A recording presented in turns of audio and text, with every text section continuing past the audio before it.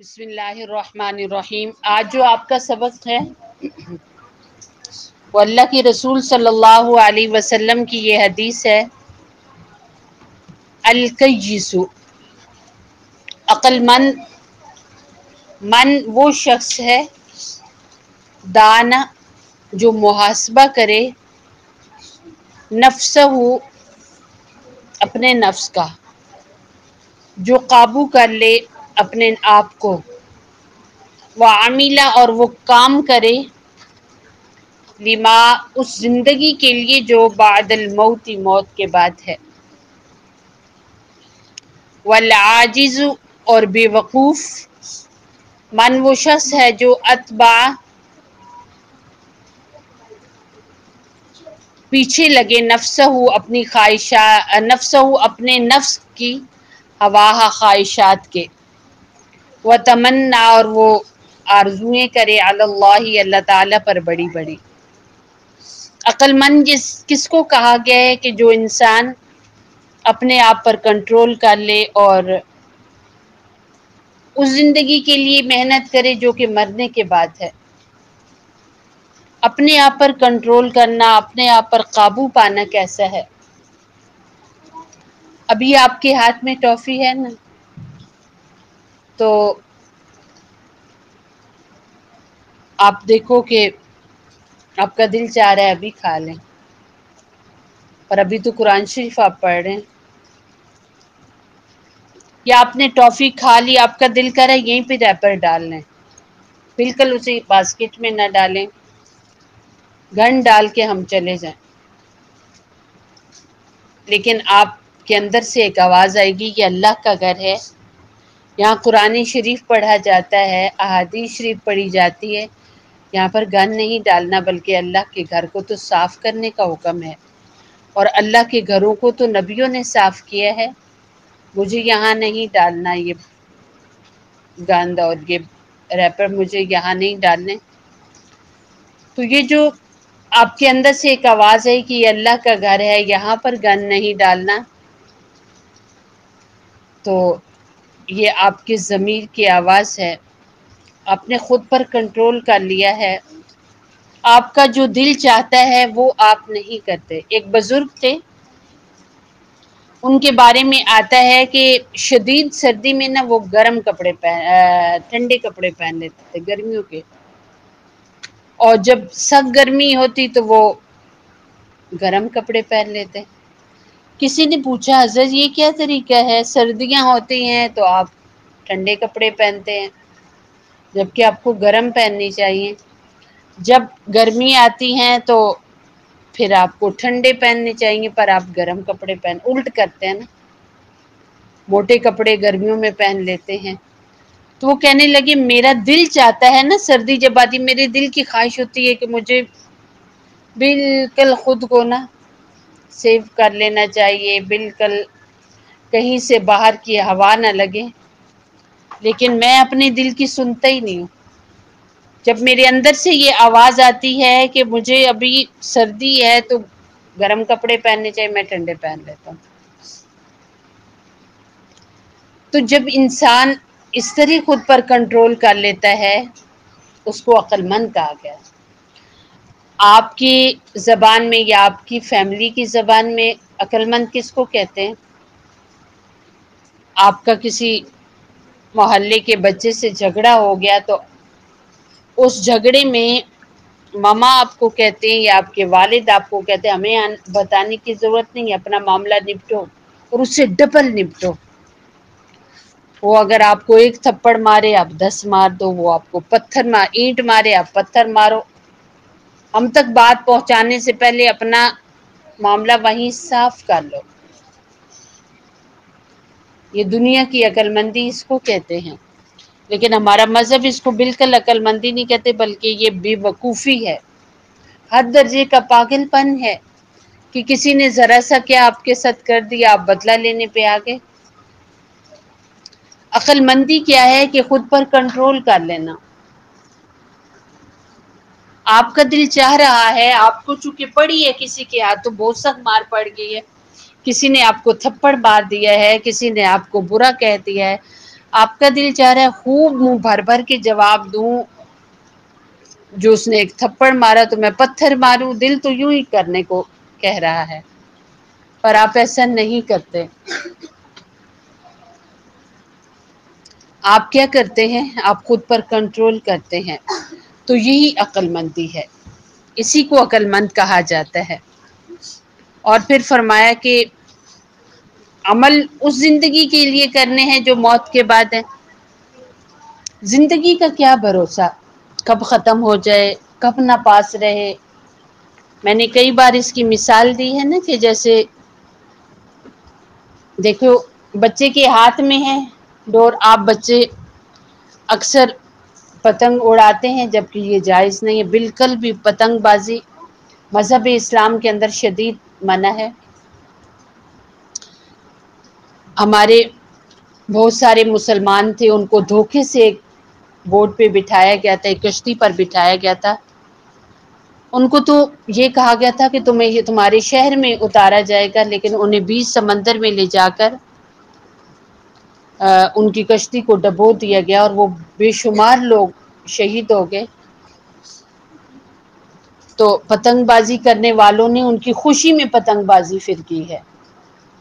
کہ شکر ہے یہ سارے اتنے سارے مر گئے۔ اور بھی اس کے بارے میں کافی قول آتے ہیں کہ اس وجہ سے پتنگ بازی شروع ہوئی ہے۔ ہمارے مذہب کے اندر پتنگ بازی کی تو کوئی اصل ہے ہی نہیں، یہ ایک فضول سا کام ہے۔ کتنے بچے پتنگ اڑاتے اڑاتے چھتوں سے نیچے گر جاتے ہیں، کتنے بچے ایسے ہیں کہ ایک دوسرے سے جھگڑا ہو جاتا ہے، ایک کی ڈور دوسرے کی ڈور، ایک کا پتنگ دوسرے کی پتنگ سے الجھ جاتا ہے، اس سے جھگڑے شروع ہو جاتے ہیں۔ اور پھر بعض دفعہ ڈوریں ایسی استعمال کی جاتی ہیں کہ راہ گزرنے والے کو جب آپ کی پتنگ زمین پر گرتی ہے، گلی میں گرتی ہے، تو کسی موٹر بائک والے انسان کو یا کسی پیدل چلنے والے انسان کو اس سے نقصان بھی ہو سکتا ہے۔ تو دیکھو جیسے پتنگ اڑانے والے بچے کے ہاتھ میں ڈور ہے، وہ کسی وقت بھی کھینچ لے، ہم سب کی ڈور اللہ جی کے ہاتھ میں ہے۔ میں آج کی آپ کو بتاؤں کہ آج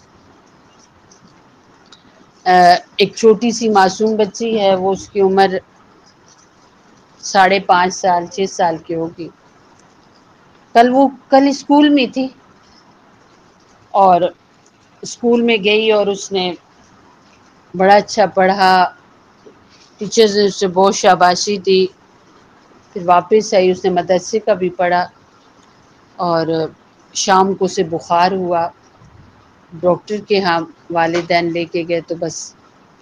سحری ٹائم وہ فوت ہو گئی۔ وہ بیمار بھی نہیں تھی۔ اس طرح ہے موتیں، ایسے آ جاتی ہے موت، یوں اللہ تعالیٰ اپنے پاس بلا لیتے، پتہ بھی نہیں چلتا کس وقت چلے جائیں گے، کیا ہو جائے گا۔ تو پھر کیوں اس خوش فہمی میں رہتے ہیں کہ چلو بڈھے ہوئیں گے، بڑی عمر کے ہوئیں گے تو تب اچھی نمازیں پڑھیں گے، پردہ کر لیں گے، کچھ ذکر کریں گے۔ کس کو پتا کہ کتنی عمر مل دی۔ اب اس بچی کو کچھ خبر تھی، کچھ پتا تھا؟ اس کی ماما بتا رہی تھی کہ وہ پچھلی جو دن گزرا ہے منگل کا، شاید اس شام میں اس نے نیا اپنا یونیفارم لایا، نئے شوز لائے اپنے پاپا کے ساتھ اور بار بار شوز پہن کر دکھا رہی تھی۔ اسے پتا تھا کہ 2 دن کے بعد شوز تو کیا کچھ بھی نہیں اس کا رہے گا اور وہ منا مٹی کے نیچے جا کر سو جائے گی، جہاں سے کبھی واپس نہیں آئے گی۔ دنیا جہان یہاں سے تو جا رہی ہے لیکن وہاں سے کوئی نہیں آتا اور وہاں سے کوئی نہیں کبھی آئے گا، قیامت کے دن ہی سبھی اٹھیں گے۔ تو زندگی کا کیا پتہ کب اللہ پاک بلا لے، تو اس لیے وَعَمِلَ لِمَا بَعْدَ الْمَوْتِ، عمل کیجیے اس زندگی کے لیے جو مرنے کے بعد ہے۔ مرنے کے بعد کھیل کود نہیں کام آئے گی، مرنے کے بعد آپ کو موبائل ہر وقت یوز کرنا کام نہیں آئے گا، ٹیلی ویژن کے سامنے بیٹھنا کام نہیں آئے گا، بازاروں اور پارکوں کے چکر لگانا کام نہیں آئے گا، گاڑی پہ ادھر ادھر گھومنا پھرنا کام نہیں آئے گا، سہیل خانے بنا کر سہیلیوں کے ساتھ لمبی چوڑی گپ شپ لگانا کام نہیں آئے گا، بلکہ آخرت کے اعمال کیا ہیں۔ اس دن بھی میں نے آپ کو بتایا تھا نا کہ سب سے پہلی پوچھ قبر کے اندر جو ہوگی نا وہ ہے نماز کی، سب سے پہلا سوال۔ تو آخرت کے اعمال میں سب سے پہلا عمل ایمان ہے اور ایمان کے بعد نماز ہے، اور پھر آپ کے قرآن کریم میں کیا لکھا ہوا ہے؟ روزہ ہے، آپ کے پیرنٹس آپ کے پاس پیسے ہیں تو حج ہے وہ کرنا ہے، اور صدقہ خیرات کرنی ہے، اللہ نے مال دیا ہے تو اس میں سے اللہ کے لیے زکوٰۃ نکالنی ہے، اور اچھا اخلاق رکھنا ہے، جھوٹ سے بچنا ہے۔ یہ سب اعمال صالحہ ہیں، نیک اعمال ہے، اور یہ وہ عمل ہے جو مرنے کے بعد کام آنے والے ہیں۔ علماء کہتے ہیں نا کہ ایک بندہ جب فوت ہوتا ہے، قبر میں ڈالا جاتا ہے، تو اس کے پاس، ہر بندے کے پاس عذاب آ جاتا ہے، سانپ اور بچھوؤں کی صورت میں، اور یہاں تک کہ اسے، یعنی قبر تو ناپ کے ساتھ ہوتی ہے، جتنا وجود ہوتا ہے اتنی چوڑی اور اتنی لمبی ہوتی ہے، ہر بندے کی قبر سمٹتی ہے، تنگ ہوتی ہے، اور بندے کو دباتی ہے، اور آپ دیکھو کتنا شدید اندھیرا ہوتا ہے،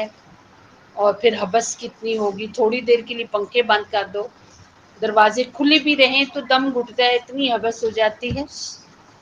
تو منا مٹی کے نیچے نہ کہیں سے ہوا آ رہی ہے، نہ کہیں سے روشنی آ رہی ہے، تو وہاں کیا عالم ہوگا، کیا حالت ہوگی؟ تو عذاب تو آتا ہے، لیکن جس انسان نے نماز پکی پڑھی ہوگی تو کہتے ہیں علماء، دائیں طرف سے اس کی نماز آئے گی،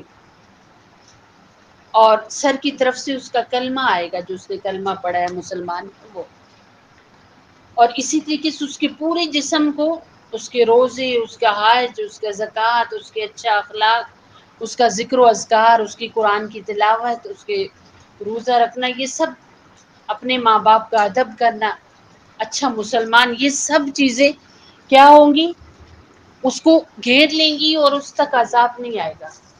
یہاں تک کہ علماء یہ بھی کہتے ہیں کہ جو بندہ سورہ ملک پڑھتا ہے، جب قبر میں اس کو عذاب ہونے لگتا ہے تو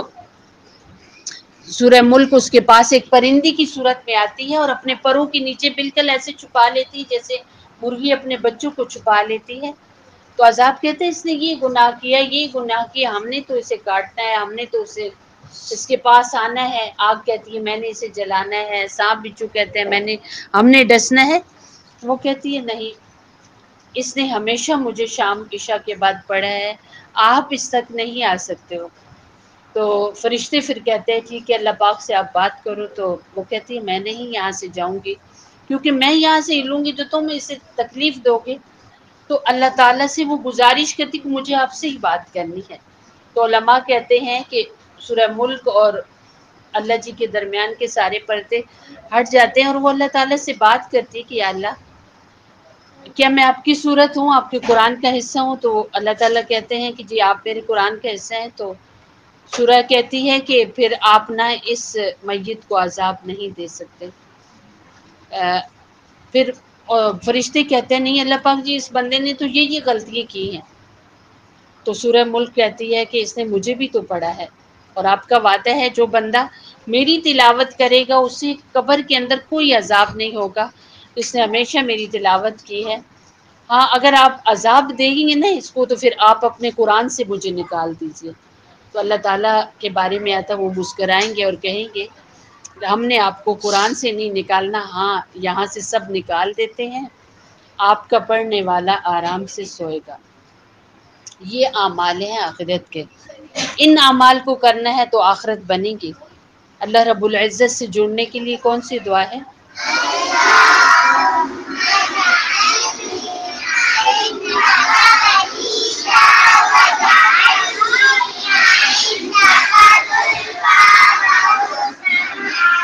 اور نبی صلی اللہ علیہ وسلم کی محبت کا درود شریف